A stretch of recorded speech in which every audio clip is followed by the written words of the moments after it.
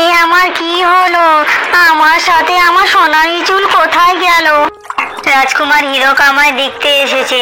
এখন আমায় যদি কুৎসিত চেহারা দেখে তাহলে কি হবে আমার? চিন্তা করিস না বোন, আমি আমার মাথা ভরা রূপালী চুল তোকে দিয়ে দেব। রানী ঝিনুকমালা, আজ আমাদের বড়ই খুশির দিন। এত বছর পর আমাদের ঘর আলো করে দুই ফুটফুটে কন্যা সন্তান হয়েছে। হ্যাঁ জলরাজা, আজ আমার আনন্দের কোনো সীমা নেই। দেখো রানী, আমাদের দুই কন্যাকে কি সুন্দর দেখতে হয়েছে। একজনের সোনালী চুল আর একজনের রূপালী চুল। সোনালী চুলের কন্যার নাম সোনালী, আর একজনের রূপালী চুলের কন্যার নাম রূপালী।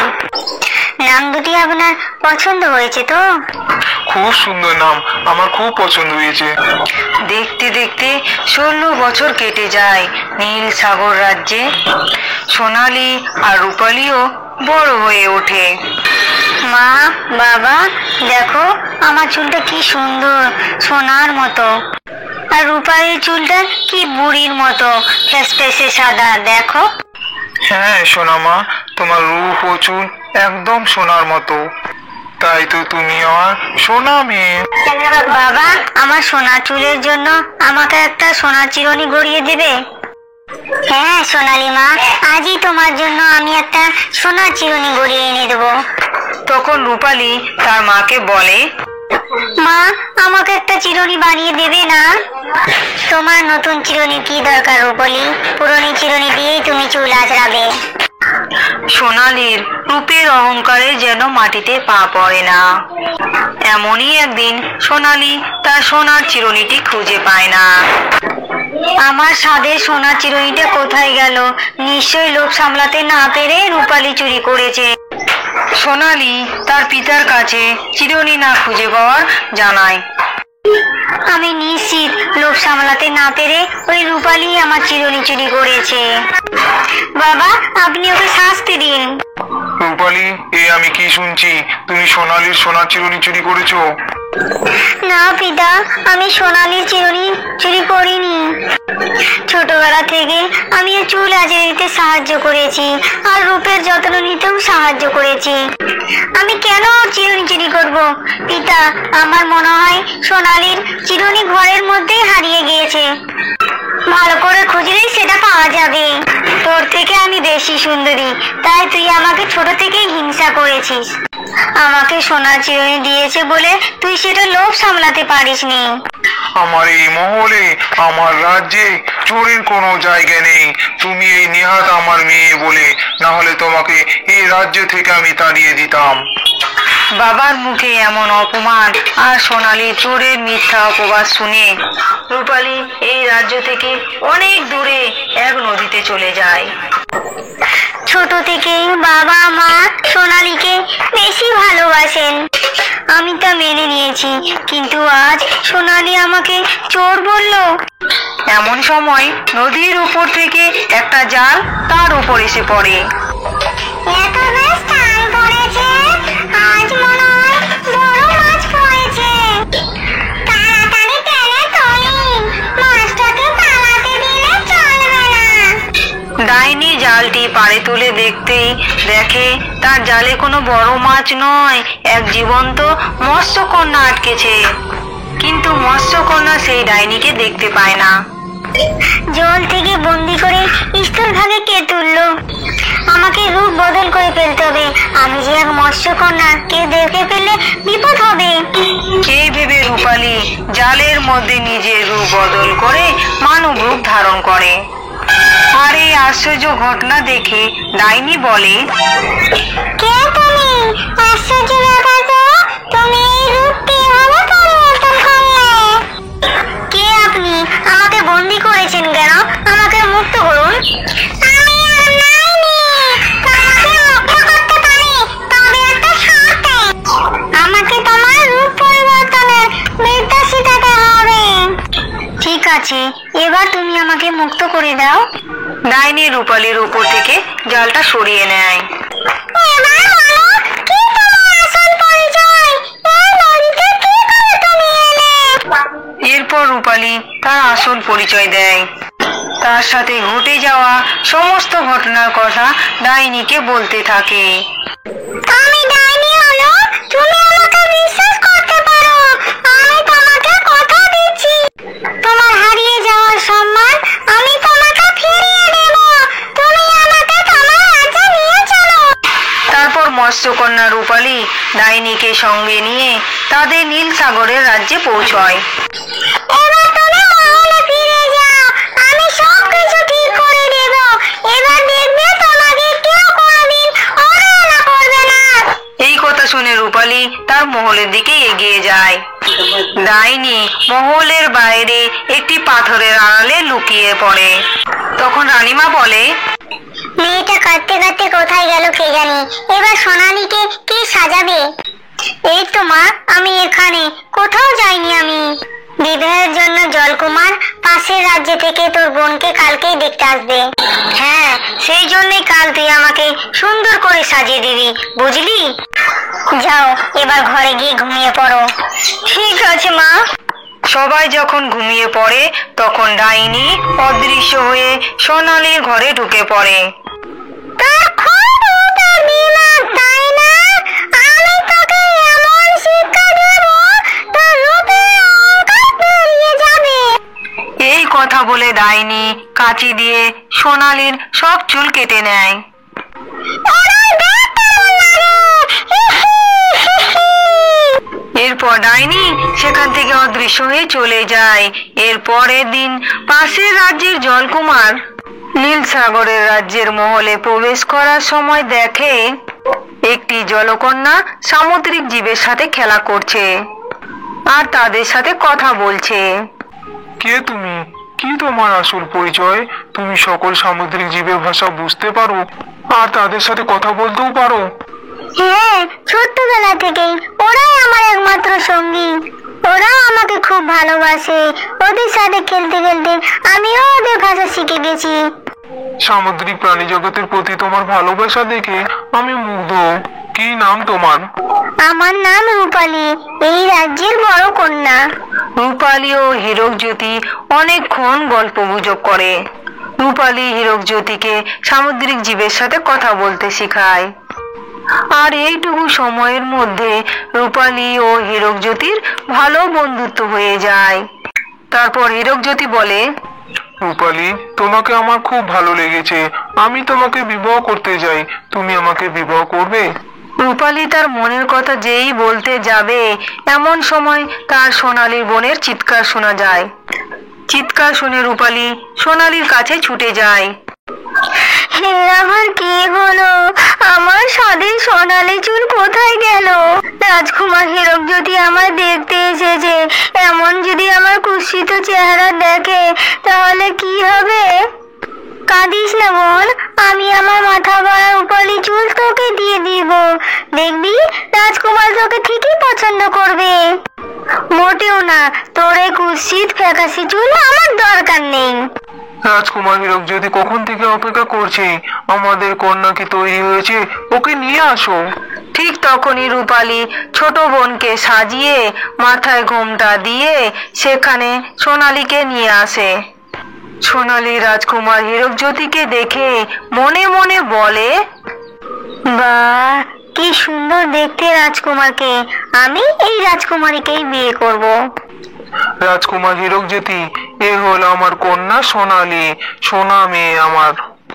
ও আপনার বড় কন্যা রূপালী, তাই না মহারাজ? জানো বাবা, আমার মেয়ে যেমনই সুন্দরী তেমনই সমস্ত কাজে পারদর্শী। আমার মেয়ে সোনার রূপের জন্য শত রাজ্য থেকে ওর বিবাহের প্রস্তাব এসেছে। মহারাজ, এবার আমার ফিরে যাওয়ার সময় হয়ে এসেছে। আমায় আজ্ঞা দিন। রূপালী, আমি এলাম, কেমন? ঠিক আছে জলকুমার হীরকজ্যোতি, সাবধানে যাবেন। হীরকজ্যোতি রাজ্যে ফিরে যায়। সে সারাদিন রূপালীর কথায় ভাবতে থাকে। রূপালীর কথা আমার সব সময় মনে পড়ছে। আমি রূপালীকে বিবাহ করতে চাই। আজই আমি নীল সাগরে বিবাহের প্রস্তাব পাঠাবো। হীরকজ্যোতি নীল সাগরের রাজ্যে বিবাহের প্রস্তাব পাঠায়। আর প্রস্তাবটি দেখে রাজা খুশি হয়ে রানীকে বলেন, রানী, জলকুমার হীরকজ্যোতি বিবাহের প্রস্তাব পাঠিয়েছেন। সে আমাদের কন্যাকে বিবাহ করতে চায়। হীরকজ্যোতির বিবাহের প্রস্তাবটি শুনে রূপালী আমার মধ্যে না আছে রূপ, না আছে গুণ। হীরকজ্যোতি আমার সুন্দরী বোনকে দেওয়া মাত্রই তাকেই পছন্দ করবেন, এটাই স্বাভাবিক। এদিকে হীরকজ্যোতি আর মাত্র কয়েকটা দিনের অপেক্ষা, তারপর রূপালী আর আমার বিবাহ সম্পূর্ণ হবে। কি আনন্দ! হীরকজ্যোতির সাথে আমার বিবাহ হবে। সুন্দর রাজকুমার আর সম্পদে ভরা রাজ্য দুই আমার হবে। কন্যা মুক্তমালা, কন্যা মণিমালা, উর্মিমালা, তোমরা তিন বোন মিলেমিশে একসাথে থেকো। একে অপরের বিপদে সর্বদা ঢাল হয়ে থেকো। আমার মনে হয় সময় ফুরিয়ে এসেছে। মনে রেখো, তোমার তিন বোনের মধ্যে যে বিশেষ ক্ষমতা রয়েছে তা দিয়ে সর্বদা সকলের উপকার করার চেষ্টা করো। এই কথা বলে তাদের পিতা মারা যান। তারা তিন বোন ছিল বিশেষ ক্ষমতার অধিকারী। মণিমালা যে কোনো স্থানে নতুন প্রাণীর সঞ্চার ঘটাতে পারত। তার হাসিতে সামুদ্রিক প্রবাল ঝলমল করে উঠত এবং তার চোখের জল যেখানেই পড়তো সেখানেই একটি করে উদ্ভিদ জন্ম নিত। মুক্তমালা সময়ের পূর্বে ভবিষ্যৎ বলে দিতে পারত, আর উর্মিমালা তার চারপাশে ভূত, প্রেত এবং আত্মাদের দেখতে পেত আর তাদের সাথে কথাও বলতে পারত। একদিন তিন বোন যখন সমুদ্রের ভ্রমণে বেরিয়েছিল, এ কি, আমি পূর্বাভাস পাচ্ছি আর কিছুক্ষণের মধ্যে এই সমুদ্র সুনামির সৃষ্টি হতে চলেছে। তাতে আমাদের রাজ্য লণ্ডভণ্ড হয়ে যাবে। এমনকি অনেক সামুদ্রিক প্রাণী ও জলপরীদের মৃত্যু ঘটতে পারে। বলছো কি মুক্তমালা? তবে তো আমাদের এই রাজ্যে সবাইকে সাবধান করা উচিত এবং এই রাজ্য ছেড়ে গিয়ে অন্য স্থানে কিছুদিন বসবাস করা উচিত। হ্যাঁ দিদি, তুমি একদম ঠিক কথা বলেছো। তারপর তারা রাজার কাছে ফিরে গিয়ে আসন্ন বিপদের কথা সব খুলে বলে। কি, আমাদের রাজ্য ছেড়ে চলে যাব? কখনো না। আর তোমাদের এই আজগুবি কথা আমি বিশ্বাস করি না। নিশ্চয়ই তোমাদের কোনো ছলনা। হ্যাঁ, এরা নিশ্চয়ই ষড়যন্ত্র করে আমাদের রাজ্য থেকে তাড়িয়ে দিয়ে এরা সিংহাসন দখল করার চেষ্টা করছে।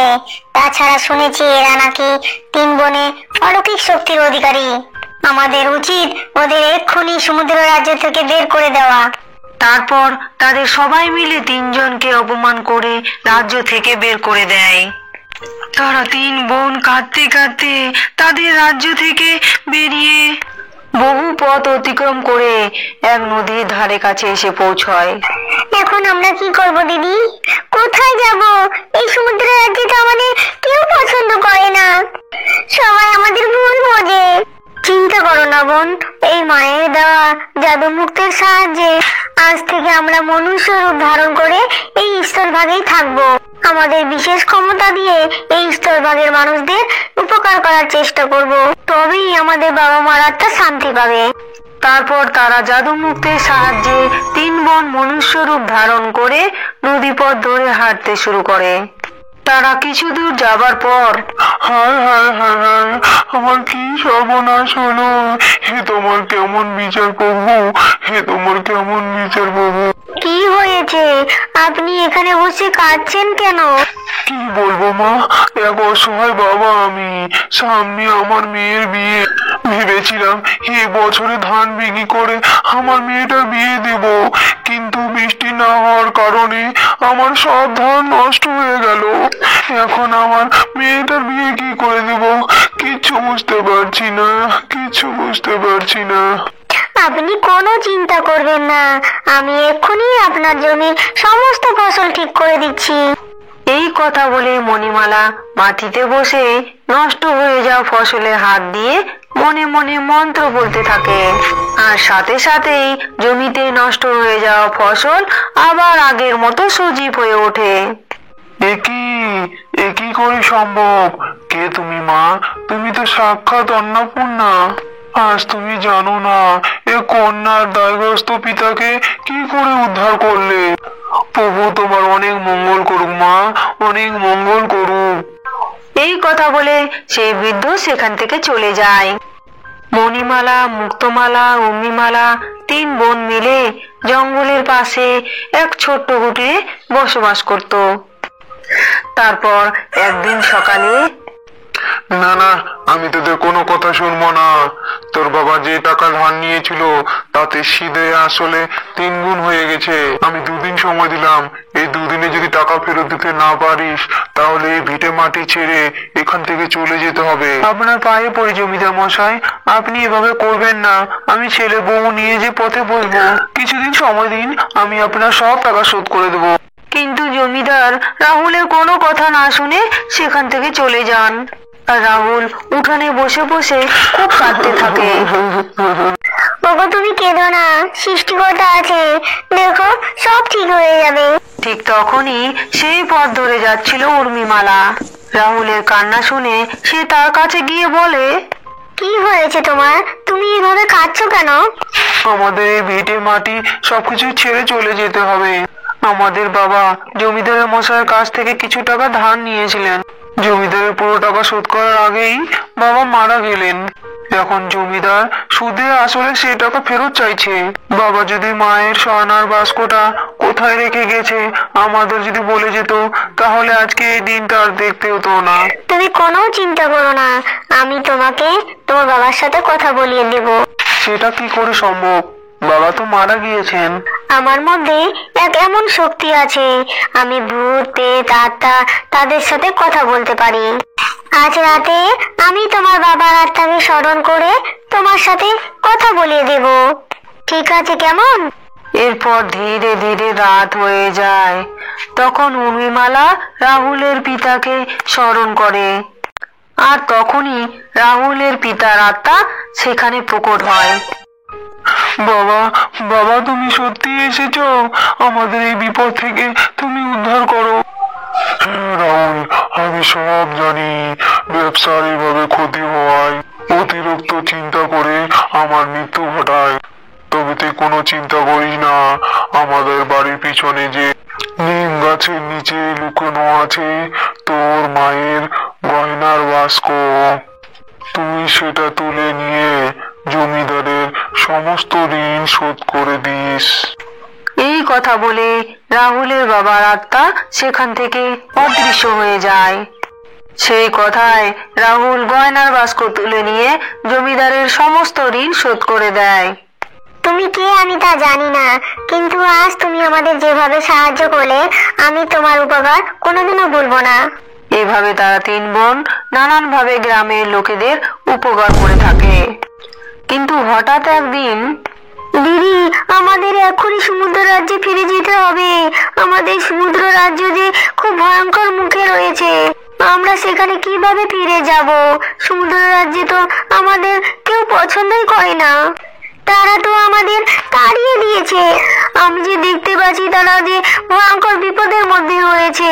আমাদের তাড়িয়ে দিলেও আমাদের কর্তব্য তাদের সাবধান করে পাশে দাঁড়ানো। বাবা মাও যে এটাই চেয়েছিলেন। তুমি একদম ঠিক কথা বলেছো মুক্তমালা, আমাদের এক্ষুনি সেখানে যাওয়া উচিত। তারপর তারা নদী পাড়ে গিয়ে আবার জাদু মুক্তের সাহায্যে জলপরী রূপ ধারণ করে নদীপথ ধরে তাদের রাজ্যের দিকে যেতে থাকে। আর পথে তাদের সঙ্গে দেখা হয়। এ কি লাল মাছ, তুমি এখানে এইভাবে কাঁদছো কেন? জলপরি মণিমালা, তোমরা এতদিন কোথায় ছিলে? তোমাদের কত খুঁজেছি, কিন্তু তোমাদের কোথাও খুঁজে পাইনি। জানো, তোমরা এখান থেকে চলে যাওয়ার পর সমুদ্রে এক ভয়ঙ্কর সুনামির সৃষ্টি হয়, আর তাতে এই রাজ্য পুরো লন্ডভন্ড হয়ে যায়। অনেক জলপরীর প্রাণ হারায়। আমি তো আগে এটা বলেছিলাম, সবাইকে সাবধান করেছিলাম, কিন্তু আমার কোনো কথা কেউ শুনিনি। আমাদের নিজের ভুল বুঝতে পেরেছি মুক্তমালা জলপরি। তারপরও তোমাদের অনেক খোঁজার চেষ্টা করেছি। তোমরা আমাদের সকলকে ক্ষমা করে দাও আর জলরাজ্যে ফিরে চলো।